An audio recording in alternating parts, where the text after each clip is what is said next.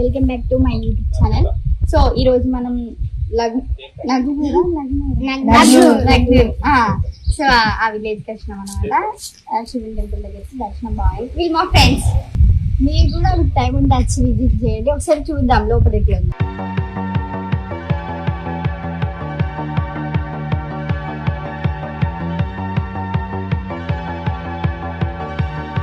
So ఇక్కడ 3 లింగాలు ఉన్నాయన్నమాట. ఇక్కడ ఒక విశిష్టత ఉంది అనేసి చెప్తారు, అందుకోసం మేము విజిట్ చేసినాం. చాలా బాగుంది. ఇది ఒక లింగం.